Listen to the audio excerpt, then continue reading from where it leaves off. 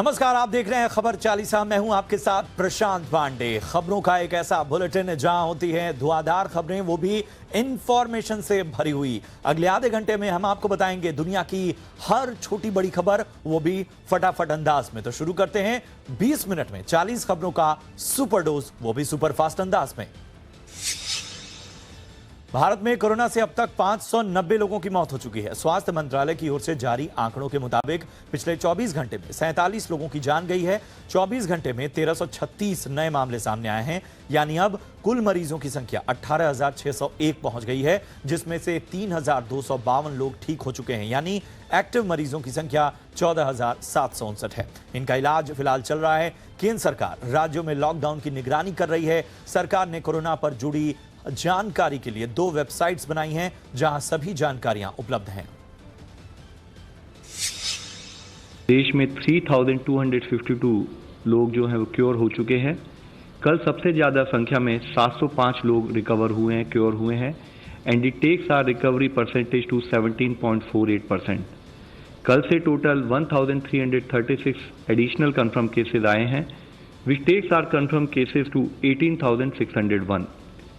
इससे पहले जैसे हम लोगों ने बताया है कि 3 डिस्ट्रिक्ट थे जिस पर पिछले 28 दिनों से केसेस नहीं आए हैं, उसमें एक और नया जिला अब प्रतापगढ़ इन राजस्थान ऐड हुआ है।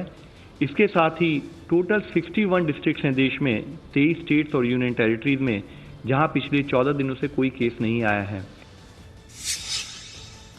कांग्रेस के एक नेता के खिलाफ तस्करी का केस दर्ज किया गया है। महाराष्ट्र में पार्टी के राष्ट्रीय सचिव श्रवण राव को दिल्ली में रंगे हाथों पकड़ा गया। बताया जा रहा है कि वो हरियाणा से सस्ती शराब खरीदकर दिल्ली में लाकर बेचते थे। पुलिस ने जिस स्कॉर्पियो गाड़ी के साथ इन्हें पकड़ा है, उसमें महंगी शराब की 12 बोतलें थीं। उनकी कार पर एसेंशियल सर्विसेज का स्टिकर लगा हुआ था। बीजेपी प्रवक्ता संबित पात्रा ने आरोप लगाया कि जहां बीजेपी के लाखों कार्यकर्ता देशव्यापी लॉकडाउन के दौरान जरूरतमंद लोगों को भोजन पहुंचाने में व्यस्त हैं, वहीं कांग्रेस के पदाधिकारी राष्ट्रीय राजधानी में महंगी शराब की तस्करी कर रहे हैं। राष्ट्रपति भवन के बाद अब लोकसभा सचिवालय में कोरोना का खतरा मंडरा रहा है। दरअसल लोकसभा सचिवालय में कार्यरत एक कर्मचारी में कोरोना की पुष्टि हुई है। Rajendra Singh Rathi house keeping department में काम करता है। फिलहाल उसका इलाज राम मनोहर लोहिया अस्पताल में चल रहा है। साथ ही राजेंद्र सिंह राठी के परिवार के 11 लोगों का टेस्ट भी करवाया गया है। लोकसभा सचिवालय से पहले राष्ट्रपति भवन के कैंपस में कोरोना ने दस्तक दी, लेकिन राष्ट्रपति भवन ने बताया कि उनके किसी स्टाफ को कोरोना पॉजिटिव नहीं पाया गया, लेकिन एक स्टाफ के घर के एक सदस्य को कोरोना पॉजिटिव पाया गया है। इसके बाद एहतियातन राष्ट्रपति भवन के पॉकेट के 115 घरों को सील कर दिया गया है। साथ ही सभी को सेल्फ क्वारंटीन में रखा गया है। दिल्ली से एक अच्छी खबर है। दिल्ली के एक निजी अस्पताल का दावा है कि देश में पहली बार जिस कोरोना वायरस के मरीज पर प्लाज्मा थेरेपी का इस्तेमाल किया गया, उसकी हालत में सुधार आ रहा है। हालांकि डॉक्टर्स का मानना है कि मरीज के ठीक होने में 100% कारण सिर्फ प्लाज्मा ही नहीं है। दिल्ली के मैक्स अस्पताल ने बताया कि 49 साल के कोरोना वायरस में मरीज जिस हालत में गंभीर बनी हुई थी, प्लाज्मा थेरेपी से इलाज के बाद उसको वेंटिलेटर की जरूरत नहीं है, उसकी रिपोर्ट भी नेगेटिव आई है। यह मरीज 4 अप्रैल को कोरोना के लक्षण मिलने पर मैक्स अस्पताल में भर्ती हुआ था, लेकिन हालात बिगड़ने पर 8 अप्रैल को उसे वेंटिलेटर सपोर्ट देना पड़ा। प्रयागराज में पुलिस ने 19 जमातियों को गिरफ्तार किया है, जिसमें से 16 विदेशी नागरिक हैं। गिरफ्तार जमातियों में 7 इंडोनेशिया और 9 थाईलैंड के हैं। इनके अलावा इनके 11 मददगार भी गिरफ्तार किए गए हैं। जमात में शामिल हुए इलाहाबाद सेंट्रल यूनिवर्सिटी के राजनीति विज्ञान विभाग के प्रोफेसर मोहम्मद शाहिद को भी गिरफ्तार किया गया है। उन पर विदेशी जमातियों को शरण दिलाने और चोरी से छिपकर रहने में मदद का आरोप है। पुलिस के मुताबिक करेली, शाहगंज और शिवकुटी इलाके के इन लोगों की गिरफ्तारी हुई है। ये लोग शहर की 2 मस्जिदों में छिपकर रह रहे थे। दूसरी ओर रायबरेली में 33 नए कोरोना वायरस पॉजिटिव मामले सामने आए हैं और इन 33 मामलों में 31 लोग तबलीगी जमात के हैं। लखनऊ के मंडल आयुक्त मुकेश मिश्रा ने इसकी पुष्टि की है। रायबरेली में पहले सिर्फ 2 कोरोना पॉजिटिव मामले थे, लेकिन अब वहां पर सामने आए 33 नए कोरोना पॉजिटिव मामलों के बाद अब ये संख्या 35 हो गई है। नए 33 पॉजिटिव लोगों में सभी लोग सहारनपुर से रायबरेली गए थे। इसमें सबसे ज्यादा चौंकाने वाली बात यह है कि इन सभी को पहले ही क्वारंटाइन किया गया था और पहले टेस्ट में उन सभी की रिपोर्ट नेगेटिव आई थी, लेकिन जैसे ही दूसरे टेस्ट की रिपोर्ट आई तो प्रशासन की नींद उड़ गई, क्योंकि 33 लोगों के टेस्ट पॉजिटिव पाए गए। ऐसे में सभी को क्वारंटाइन की अवधि बढ़ा दी गई है। राजस्थान में रैपिड टेस्ट किट से टेस्टिंग पर रोक लगा दी गई है। इस किट को कोरोना जांच में फेल पाया गया। रैपिड टेस्ट किट से 1232 लोगों के टेस्ट किए गए। सिर्फ 2 लोगों के पॉजिटिव होने के संकेत मिले। टेस्ट के नतीजे कितने सही हैं ये जानने के लिए संक्रमितों की जांच की गई, उनको भी इसने नेगेटिव बता दिया। अब राज्य सरकार ने रैपिड टेस्ट किट से जांच पर रोक लगा दी है। इसे लौटाने पर विचार किया जा रहा है। राजस्थान के स्वास्थ्य मंत्री रघु शर्मा ने कहा कि टेस्ट के नतीजे गलत आ रहे हैं। आईसीएमआर ने इन शिकायतों पर संज्ञान लिया है और 2 दिन तक रैपिड टेस्टिंग पर रोक लगा दी है। दिल्ली में कोरोना वायरस संक्रमितों की संख्या में तेजी से बढ़ोतरी हो रही है। तमाम सावधानियों के बावजूद राजधानी में अब तक संक्रमितों का आंकड़ा 2000 के पार पहुंच गया है। दिल्ली के स्वास्थ्य मंत्री ने बताया कि सोमवार को नबी करीम क्षेत्र में रैपिड टेस्ट किया गया था, जिसमें 74 लोग का टेस्ट हुआ। उन सभी लोगों का रिजल्ट नेगेटिव आया है। दिल्ली के स्वास्थ्य मंत्री ने कहा कि रैपिड टेस्ट की विश्वसनीयता वैज्ञानिक ही बता पाएंगे। हम केंद्र के दिए रैपिड टेस्ट किट से ही टेस्ट कर रहे हैं। पिछले 24 घंटे में 78 नए मामलों की पुष्टि के बाद अब दिल्ली में 2081 लोग संक्रमण की चपेट में आ चुके हैं। वहीं लगभग 50 लोगों की अब तक मौत हो चुकी है। कोरोना की लड़ाई में किसी वॉरियर की मौत हो जाती है तो उसे शहीद का दर्जा दिया जाएगा और उसका अंतिम संस्कार राजकीय सम्मान के साथ किया जाएगा। यह ऐलान किया है ओडिशा के मुख्यमंत्री नवीन पटनायक ने। इसके साथ ही सीएम नवीन पटनायक की ओर से शहीद होने वाले कोरोना वॉरियर्स को 50 लाख रुपए का इंश्योरेंस और जब तक रिटायरमेंट पूरा नहीं होता तब तक परिवार को सैलरी देने का ऐलान किया गया है। उन्होंने कहा कि पूर्ण मानव जाति कोरोना वायरस के साथ लड़ रही है। देश में कोरोना वायरस का खतरा लगातार बढ़ता जा रहा है। मुंबई के बाद अब चेन्नई में भी न्यूज चैनल के 25 कर्मचारी कोरोना वायरस पॉजिटिव पाए गए हैं। राज्य सरकार की ओर से जारी बयान में कहा गया है कि तमिल न्यूज चैनल में काम करने वाले 25 लोग कोरोना वायरस की चपेट में आए। इनमें पत्रकार, कैमरा पर्सन और बाकी लोग शामिल हैं। इस न्यूज चैनल के करीब 94 लोगों का कोरोना वायरस टेस्ट करवाया गया। इसकी वजह से चैनल को अपना लाइव प्रोग्राम भी सस्पेंड करना पड़ा है। पॉजिटिव मामले आने के बाद बाकी लोगों को क्वारंटाइन किया गया। इसके पहले कल मुंबई में 53 पत्रकार कोरोना वायरस के पॉजिटिव पाए गए। अब दिल्ली सरकार ने भी कवरेज कर रहे सभी पत्रकारों का कोरोना वायरस टेस्ट करवाने का ऐलान किया है। शेयर बाजार में आज पूरे दिन कमजोरी के साथ कारोबार हुआ। अंत में सेंसेक्स 1011 अंक और निफ्टी 280 अंक गिरकर बंद हुआ। आज के कारोबार में छोटे मझले शेयर्स पर भी जबरदस्त दबाव देखने को मिला। बीएसई का मिड कैप और स्मॉल कैप इंडेक्स करीब 3% टूटकर बंद हुए।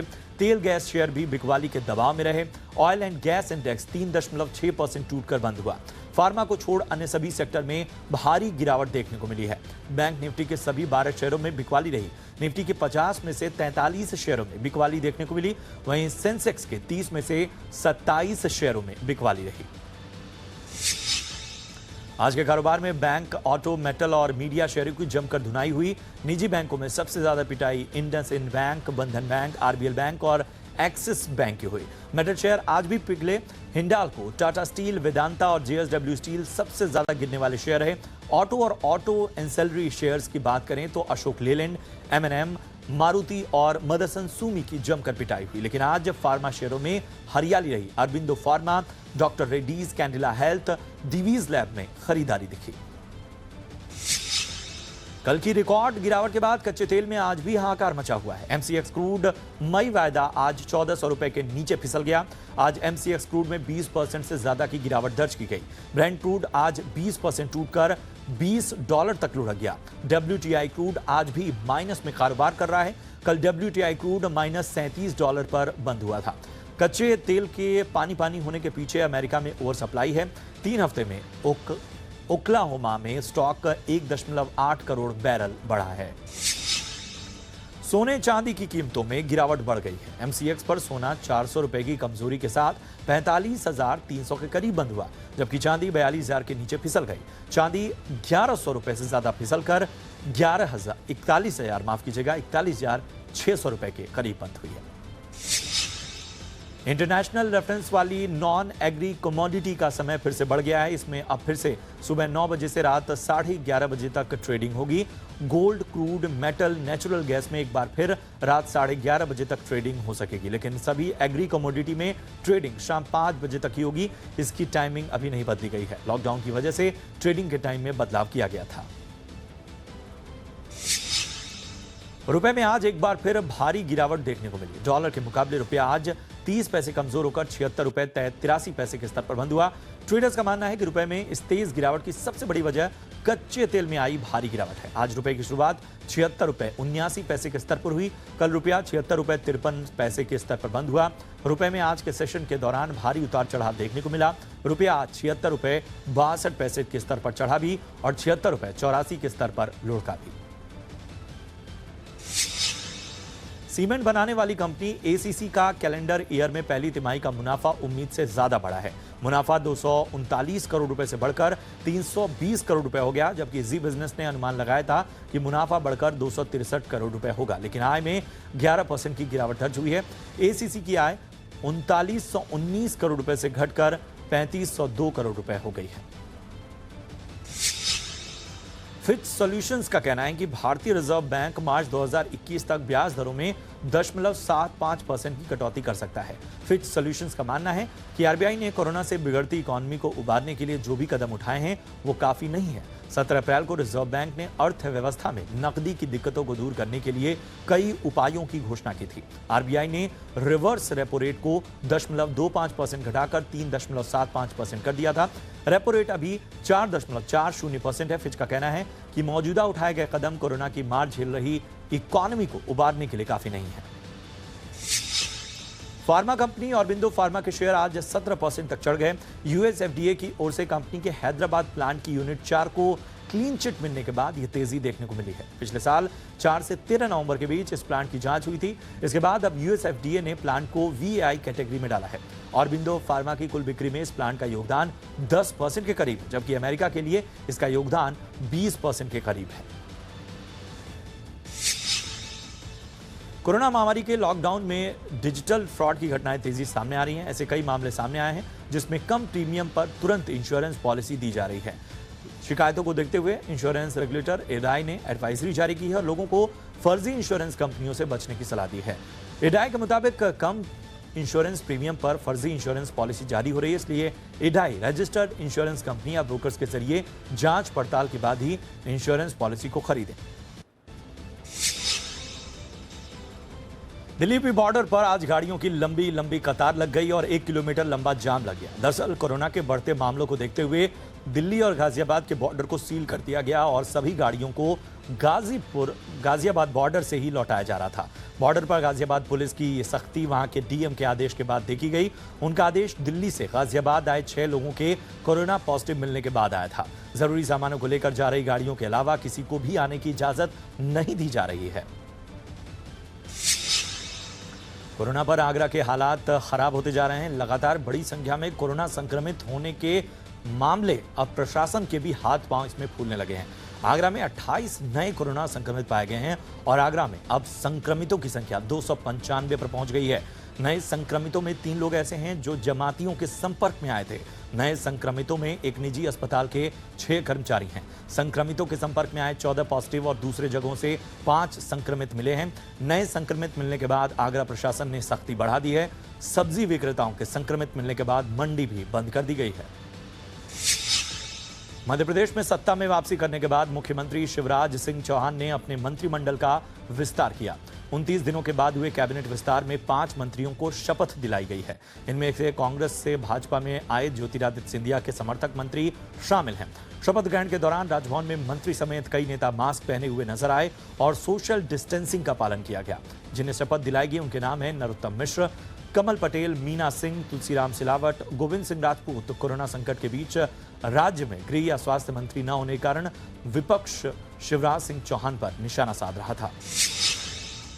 सुप्रीम कोर्ट ने आज जम्मू कश्मीर में 4G इंटरनेट बहाल करने की मांग के मामले पर सुनवाई की। याचिकाकर्ता ने सुप्रीम कोर्ट से अपील की है कि लॉकडाउन के संकट काल में डॉक्टर से बात करने के लिए 4G जरूरी है। छात्रों की ऑनलाइन क्लासेस के लिए भी 4G इंटरनेट चाहिए। इस पर भारत के अटॉर्नी जनरल ने कहा कि कुछ इलाकों में जरूर इंटरनेट बहाल किया जा सकता है, लेकिन हर जगह नहीं। वहां अब भी आतंकवाद है, यह राष्ट्रीय सुरक्षा का सवाल है। इस पर जस्टिस रमन्ना ने कहा कि आपको जो कहना है हलफनामा दाखिल कर कीजिए। सोमवार को सुप्रीम कोर्ट इस मामले की फिर सुनवाई करेगा। कोरोना के संक्रमण काल में जहां पूरी दुनिया महामारी को हराने में जुटी है, लेकिन पाकिस्तान को सिर्फ अपने आतंकवादियों को बचाने की फिक्र है। पाकिस्तान ने चुपचाप 1800 आतंकियों को वॉच लिस्ट से हटा दिया है, जिनमें 26/11 हमले का मास्टरमाइंड ज़कीउर रहमान लखवी भी शामिल है। पाकिस्तान ने यह हरकत ऐसे समय पर की है जब जून में FATF की बैठक होने वाली है। FATF ने पाकिस्तान को 27 बिंदुओं पर एक्शन लेने के लिए जून तक का वक्त दिया है। FATF के चंगुल से खुद को मुक्त कराने के लिए पाकिस्तान ने इस साल मार्च की शुरुआत से लेकर अब तक 1800 नामों को लिस्ट से गायब कर दिया है।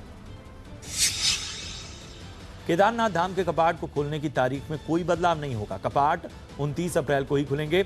इस पर केदारनाथ के शीतकालीन गद्दी स्थल ओंकारेश्वर मंदिर ऊखी मठ में आयोजित बैठक में चर्चा के बाद फैसला किया गया। कपाट 29 अप्रैल को सुबह 6:10 पर खोलने का मुहूर्त तय था, जिस पर मंदिर के पुजारी और रावल अभी भी कायम है। दरअसल कोरोना संकट के बीच कपाट खोलने पर संशय मंडरा रहा था।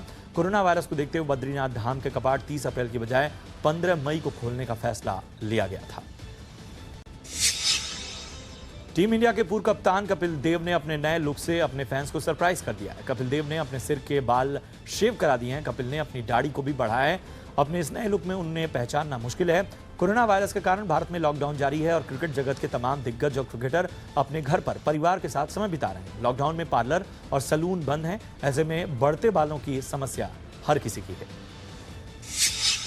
सोशल मीडिया में पुरानी फोटो और नए लुक शेयर करने की होड़ मची हुई है। इसी कड़ी में भारतीय टीम के ऑलराउंडर हार्दिक पांड्या इंस्टाग्राम पर 9 साल पुराना एक फोटो शेयर उन्होंने किया, जिसमें वो अपने भाई कुणाल पांड्या के साथ नजर आ रहे हैं। हार्दिक ने फोटो के कैप्शन में लिखा, थ्रो बैक टू 2011, समय कैसे बदला है, स्वैग मेरा देसी है। हार्दिक के इस पुराने लुक वाले फोटो पर टीम इंडिया के साथी खिलाड़ी श्रेयस अय्यर और शिखर धवन ने मजेदार कमेंट्स किए हैं।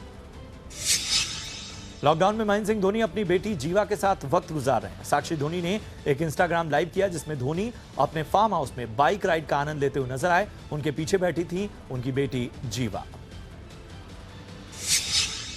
पाकिस्तान के पूर्व दिग्गज बल्लेबाज जहीर अब्बास ने कहा है कि पाकिस्तान क्रिकेट बोर्ड ने देश के क्रिकेट में भ्रष्टाचार से निपटने में नरम रवैया अपनाया, जिसने देश में खेल को उतना ही नुकसान पहुंचाया जितना 2009 में श्रीलंका टीम पर आतंकी हमले ने पहुंचाया था। दुनिया भर में कोरोना संकट की इस घड़ी में लोग मदद को आगे आ रहे हैं। ऑस्ट्रेलिया के तेज गेंदबाज जोश हेजलवुड ने कहा है कि कोविड-19 के इस भयानक दौर में खेल को गतिमान रखने के लिए अगर जरूरत पड़ी तो खिलाड़ी वेतन में कटौती के लिए तैयार हैं। पिछले हफ्ते क्रिकेट ऑस्ट्रेलिया ने कहा था कि वो अपने स्टाफ की 80% वेतन कटौती की योजना बना रहा है। महाराष्ट्र के पालघर में साधुओं की मॉब लिंचिंग को लेकर लोगों में आक्रोश है और संत समाज में भी इस घटना के बाद नाराजगी नजर आ रही है। इस मुद्दे पर लेखक जावेद अख्तर की प्रतिक्रिया सामने आई है। उन्होंने इस मामले में दोषियों को कड़ी सजा देने की मांग की है।